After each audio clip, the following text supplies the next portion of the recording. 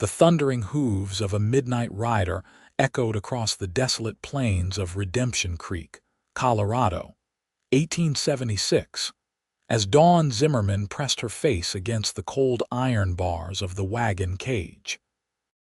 Blood trickled down her wrists where the shackles had cut into her skin during the bumpy journey, a journey that was taking her far from everything she'd ever known. The summer dust swirled around the caravan as it rolled through the moonlit prairie. Dawn's captors, three rough men who called themselves traders, had been transporting her for nearly a week. They'd taken her from the burned remains of her family's homestead after a raid that had left her parents dead and her spirit broken. At 21, Dawn had never imagined she would become someone's property. But here she was, headed to an auction in some frontier town whose name she didn't even know.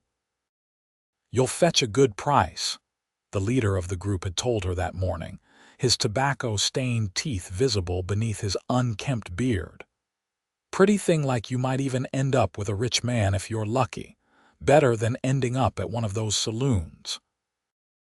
Dawn had remained silent, conserving her strength and watching the landscape for any sign of civilization or opportunity for escape. She'd heard stories of women being sold to wealthy ranchers or mine owners as mail-order brides without their consent, especially those without family or protection.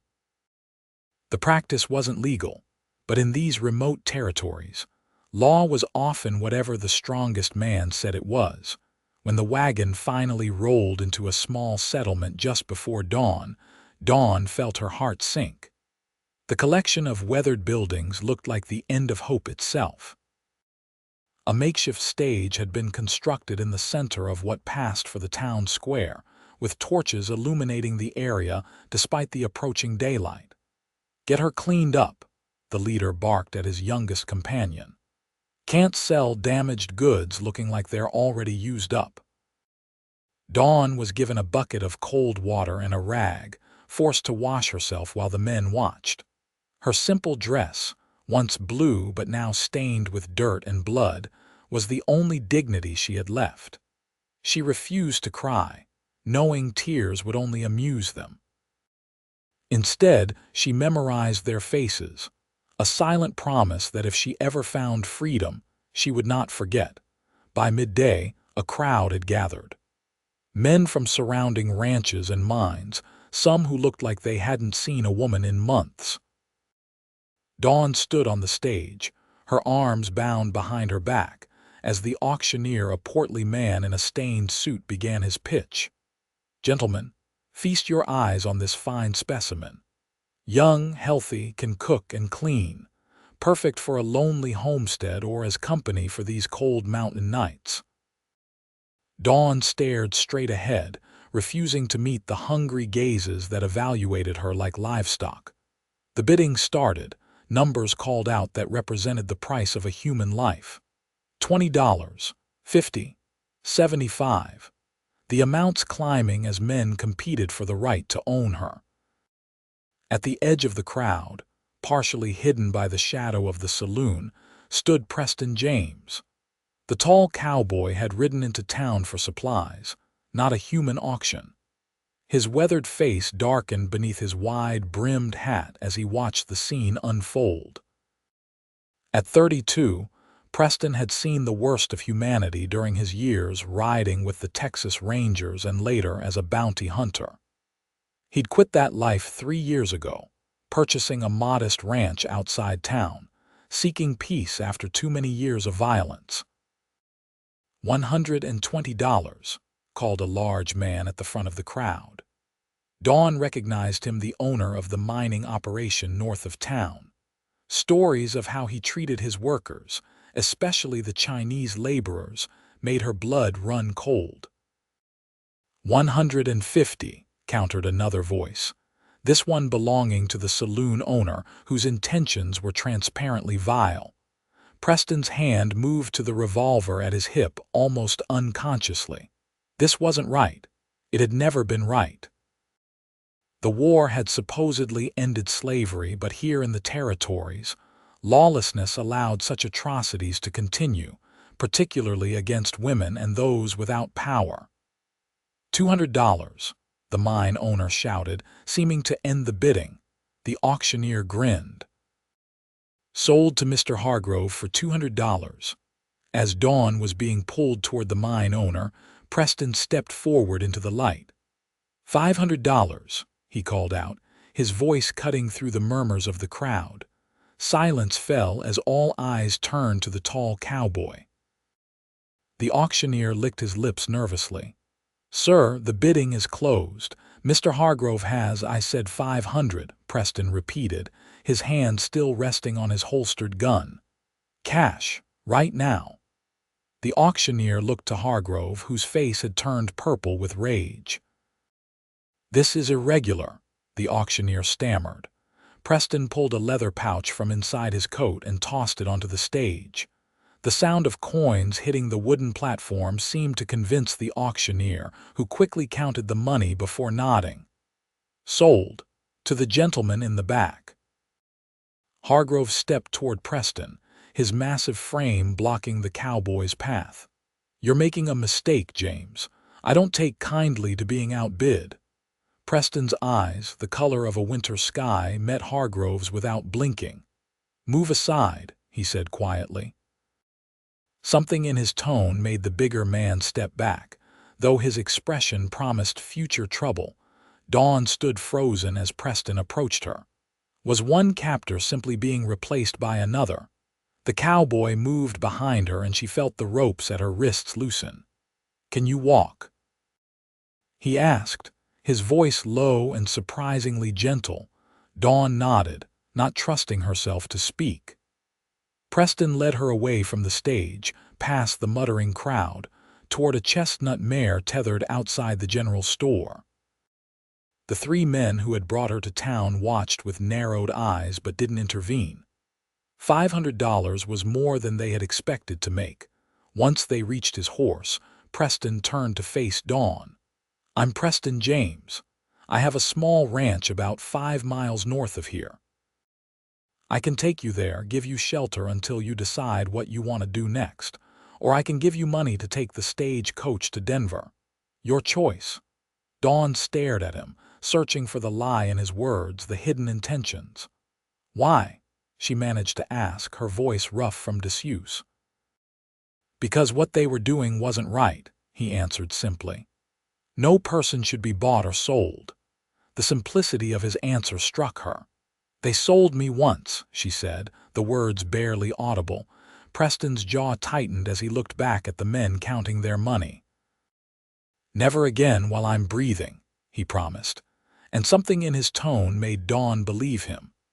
They rode double on Preston's mare, Dawn holding awkwardly to the saddle horn rather than touching the stranger who had purchased her freedom. The sun beat down mercilessly as they traveled through rolling hills covered with prairie grass and scattered pines. After an hour of silence, Preston's ranch came into view, a modest cabin with a small barn and corral, nestled against the foothills of distant mountains. It's not much, Preston said as he helped her dismount, but it's peaceful. Dawn looked around at the well-maintained property. A vegetable garden grew beside the cabin and chickens pecked in a fenced yard. It wasn't grand, but it spoke of care and hard work. You live here alone? She asked, finding her voice again. Preston nodded. Just me and the animals. He led her to the cabin door. There's a room in the back you can use. It has a lock on the door from the inside. The key's on the dresser. Dawn followed him inside, taking in the surprisingly tidy interior. A stone fireplace dominated one wall, with a rocking chair beside it. Bookshelves lined another wall, filled with volumes that suggested a more educated man than his appearance indicated. You can stay as long as you need, Preston continued, showing her to a small but clean bedroom. I'll sleep in the barn until you figure out what you want to do next. Dawn turned to face him, still wary. Why would you give up your bed? You paid for me. Preston's expression hardened.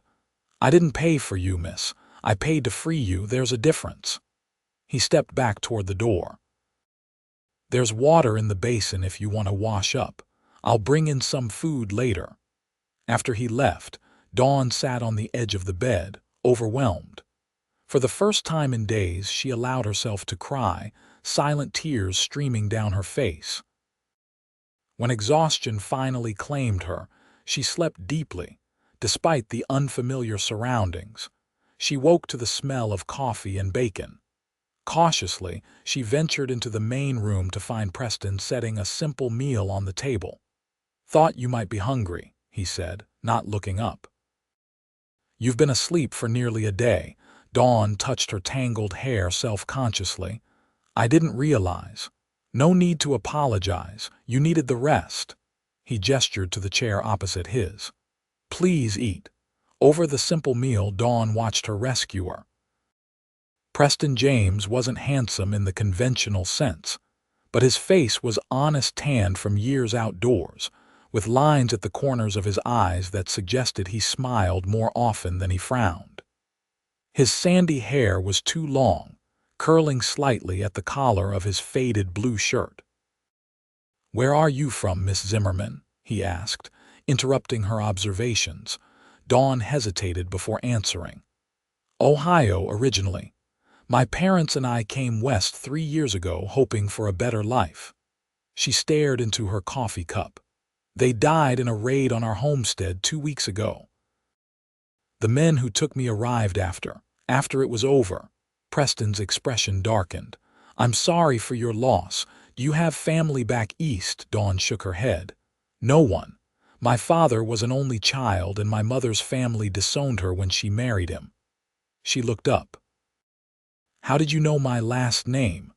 "I heard one of the traders say it at the auction." He refilled her coffee cup. "What skills do you have, Miss Zimmerman?" "Dawn," she corrected. "And I can cook, garden. I helped my father with the farm." "I can read and write. My mother was a schoolteacher before we came west." Preston nodded. "Dawn, then, I have a proposition for you." He held up his hand when she tensed. "Not that kind. I need help around here. The garden needs tending, and I'm not much for cooking beyond the basics. I could use a hand with the bookkeeping for the ranch as well." "You're offering me a job with fair wages, your own room, and the freedom to leave whenever you choose." He met her gaze directly. "No strings attached." Dawn studied him, trying to detect any hint of deception. "Why would you do this for a stranger?" Preston was quiet for a moment. "Let's just say I've seen enough injustice in this world to last several lifetimes. I can't right all the wrongs, but I can do something about the ones in front of me." After a moment's consideration, Dawn nodded. "I accept, Mr. James. For now." "Preston," he corrected with the first smile she'd seen from him, a small one that softened his entire face. The days fell into a rhythm. Dawn took charge of the household chores and garden, while Preston tended the small herd of cattle and repaired fences. They worked well together, establishing a comfortable routine that required few words. Each evening, they would share a meal before Preston retired to the barn, leaving Dawn the safety and privacy of the cabin.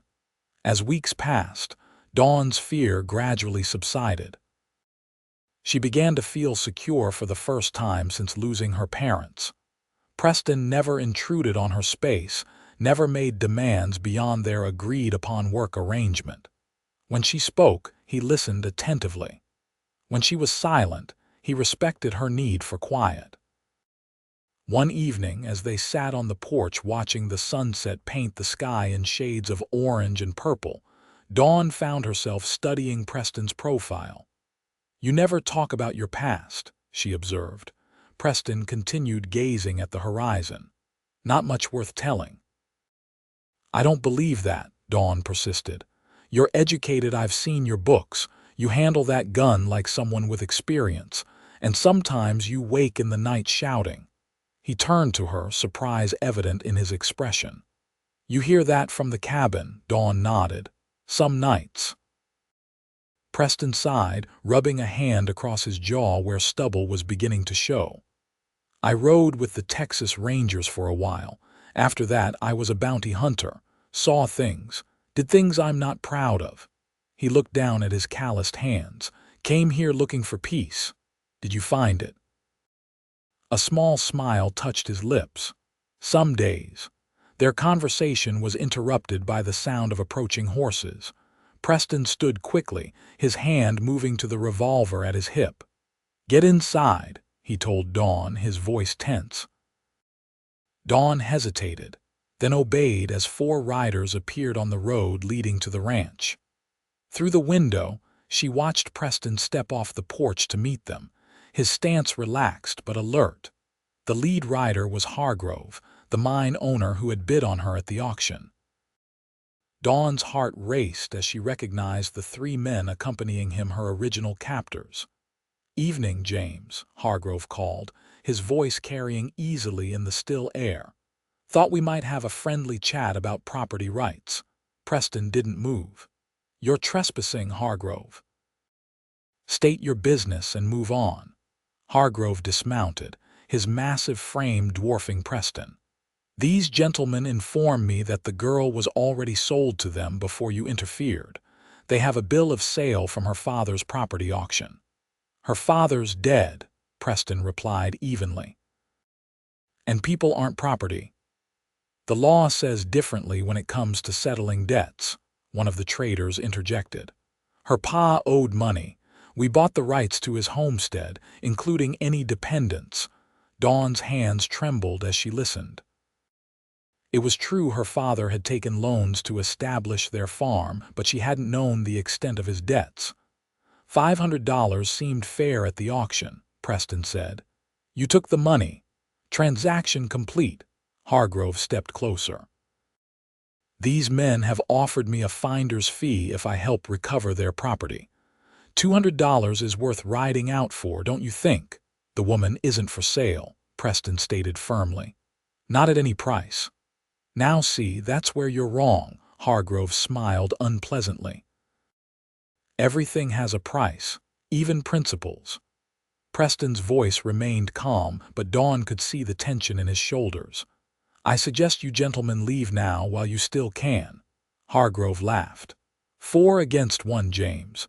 Those aren't favorable odds even for an ex-ranger." Dawn watched in horror as the men spread out, clearly preparing to rush Preston. Without thinking, she grabbed the shotgun Preston kept by the door and stepped onto the porch. "It's 2 against 4, she called out, raising the weapon. "And I know how to use this." Preston didn't look back at her, but she saw his posture shift slightly, accommodating her presence. Hargrove's smile faded. "Put that down, girl, before you hurt yourself." Dawn leveled the shotgun at him. "The last man who called me girl lost 3 teeth. I'm not going back with you or anyone else." The standoff stretched for several tense heartbeats before one of the traders muttered, "This ain't worth dying for, Hargrove." Hargrove's face contorted with anger, but he finally stepped back toward his horse. "This isn't over, James. That woman is worth money to the right buyer." "She's not for sale," Preston repeated. "And if I see any of you on my land again, I won't be asking questions first." The men mounted their horses, Hargrove being the last to turn away. "Watch your back, James. Accidents happen out here all the time." Once they disappeared down the road, Preston turned to Dawn. "You shouldn't have come out." Dawn lowered the shotgun. "You would have preferred I let them kill you." A ghost of a smile touched his lips. "No, I suppose not." He climbed the porch steps to stand beside her. "But it does complicate things. They won't give up easily, especially Hargrove. He doesn't like losing." "What do we do?" Dawn asked, suddenly aware of how close they were standing. Preston's eyes met hers, something unreadable in their depths. "We should consider moving on, both of us. This place isn't safe anymore." The implication that he would leave his home to protect her wasn't lost on Dawn. "I can't ask you to do that." "You didn't ask," he replied simply. That night Dawn couldn't sleep, her mind racing with thoughts of what had happened and what might come. Near midnight, she heard Preston enter the cabin, his footsteps quiet but purposeful. She opened her bedroom door to find him packing supplies. "What are you doing?" she asked. "Getting ready," he answered without looking up. "We'll leave at first light, head north into Wyoming territory." "I know people there." Dawn watched him efficiently organizing provisions. "You're really willing to abandon your ranch. For me," Preston finally paused, turning to face her. "This place is just land and timber, Dawn. It can be replaced." Something in his voice made her heart beat faster. "And what am I?" The question hung between them in the lamplight. Preston's expression softened as he regarded her. "You're someone worth protecting." Dawn moved closer, suddenly acutely aware of him as a man rather than just her benefactor. "Is that all I am to you? Someone to protect?" Preston's breathing seemed to shallow as she approached.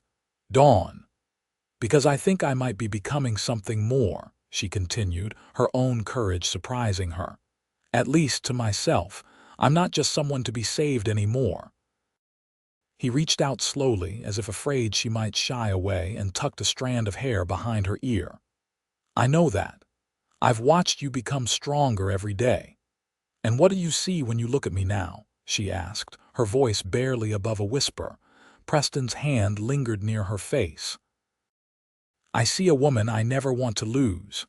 The confession hung between them, honest and vulnerable. Dawn closed the distance, rising on her toes to press her lips to his. The kiss was tentative at first, but deepened as Preston's arms came around her, drawing her against him as if she were something precious. When they finally parted, Preston rested his forehead against hers. "We should still leave in the morning," he said, his voice rough with emotion. "But not because we're running away. Because we're starting something new, together." Dawn nodded, feeling for the first time in months that her future held promise rather than dread. They set out at dawn, traveling light and fast. Preston had packed only essentials, though Dawn noticed he'd carefully included her mother's locket, the only possession she'd managed to keep during her captivity. The gesture touched her deeply. They rode north, avoiding main trails and settlements, Preston's experience as a tracker serving them well. At night, they camped beneath the stars, sleeping close to the fire and each other, their relationship evolving naturally into something tender and respectful. On their third night, as they sat beside a small fire in a sheltered canyon, Preston took her hand. "Dawn, there's something I need to tell you." The seriousness in his tone made her tense. "What is it?" "The friends we're going to see in Wyoming, they're more than friends." "The man, Daniel, is my brother." He paused. "We haven't spoken in nearly 10 years. Dawn squeezed his hand. "Why not?" Preston stared into the fire. "We fought on opposite sides during the war. I rode with the Confederate Rangers while he joined the Union Army. Our parents died during those years, and afterward, we couldn't seem to bridge the divide between us." "But you're going to him now," Dawn observed. "Why?" "Because Daniel has built something good up there, a community where people look out for each other. It's the safest place I know for us to start over." He met her gaze. "And because some rifts need healing before they become permanent." Dawn leaned against him, offering silent support. "Thank you for trusting me with this." Preston brushed his lips against her hair. "I trust you with everything I have, Dawn, including my heart." They reached Daniel James's ranch a week later, a sprawling operation nestled in a fertile valley surrounded by mountain peaks. As they approached, Dawn felt Preston tense beside her. "Are you sure he'll welcome us?" she asked. Preston shook his head. "Not sure at all, but family is family, even when it's broken." They were met at the boundary by 2 ranch hands on horseback, who escorted them to the main house after Preston identified himself. The homestead was impressive, a 2-story structure with a wide porch and multiple outbuildings that spoke of prosperity and permanence. A tall man with the same jawline as Preston stepped out as they approached. Daniel James was older by several years, his hair already gray at the temples, but the family resemblance was unmistakable. Preston dismounted slowly, helping Dawn down before facing his brother. The silence stretched between them until Daniel finally spoke. "Took you long enough to find your way north, little brother." Preston's shoulders relaxed slightly. "Had some growing up to do first." Daniel's eyes moved to Dawn, curious but not unwelcoming. "And who might this be?" "Dawn Zimmerman," she answered for herself, stepping forward with an extended hand. "Your brother saved my life." Daniel took her hand, his expression softening. "Did he now? That sounds like a story worth hearing." That evening, over a meal prepared by Daniel's wife Martha, they shared their journey. Daniel listened without interruption as Preston explained the situation with Hargrove and the traders. "So you abandoned your ranch to protect her," Daniel summarized when Preston finished. "I did what was necessary," Preston replied evenly. Daniel studied them both for a moment before nodding. "Then you'll stay here, both of you. This valley has room for more James family." Preston looked surprised. "Just like that, after all these years." Daniel's weathered face creased in a sad smile. "Life's too short for grudges, Preston. I learned that when I buried Martha's brother last winter, a good man who fought for the Confederacy. Some divides aren't worth maintaining." The brothers embraced then, awkwardly at first, then with the genuine affection of family reunited. Dawn felt tears in her eyes as she watched healing begin between them. In the weeks that followed, Dawn and Preston settled into life at the James Ranch. Dawn helped Martha with household management, while Preston worked alongside his brother, relearning the rhythms of family and community. Their relationship deepened, no longer constrained by uncertainty or fear. 2 months after their arrival, Preston took Dawn riding to a hillside overlooking the valley.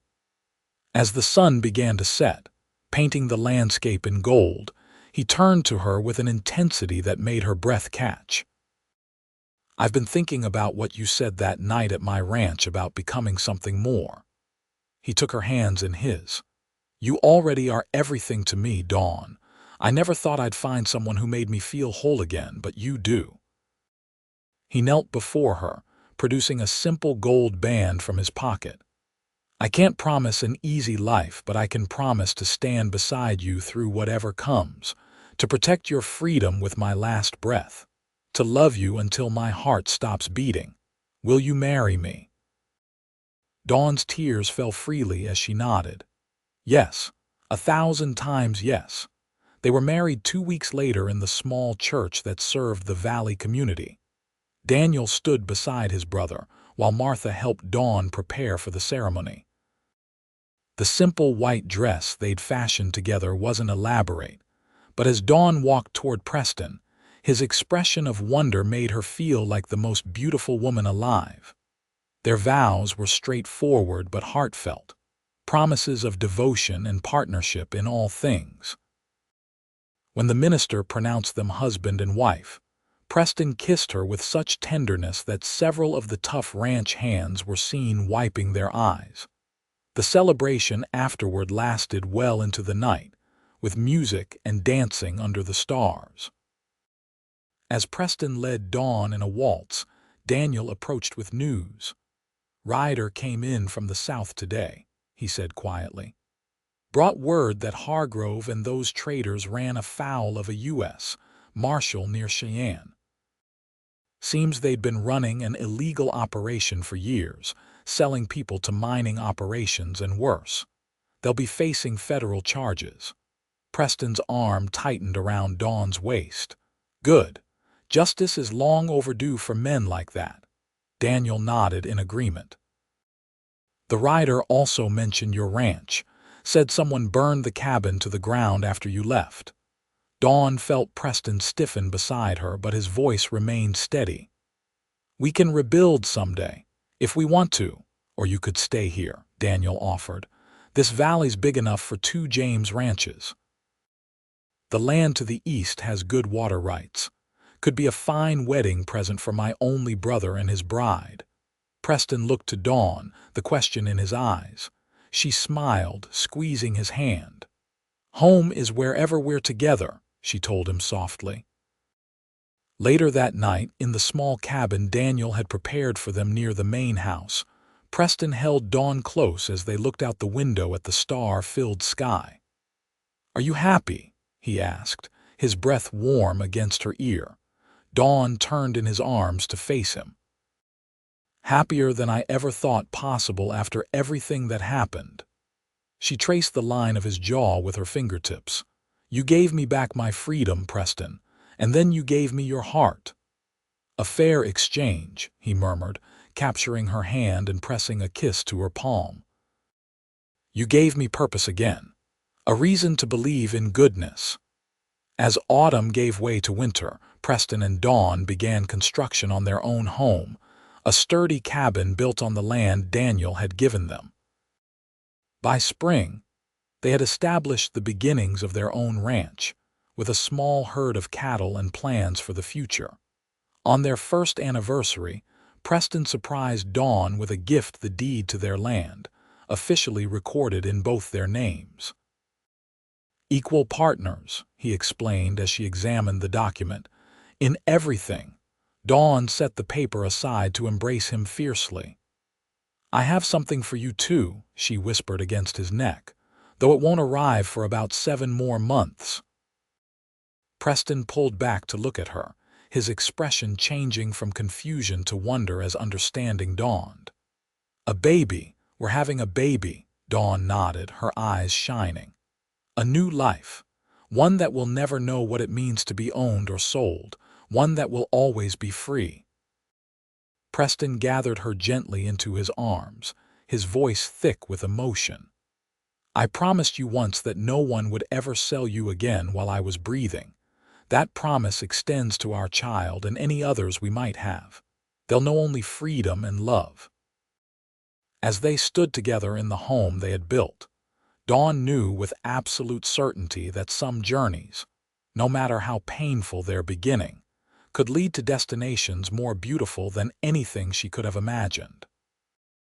From property to person, from captive to beloved, she had found not just freedom, but a love worth fighting for, a love that would endure long after the wounds of the past had healed. In Preston's arms, watching the sun set over land that was truly theirs, Dawn Zimmerman James was finally, completely home.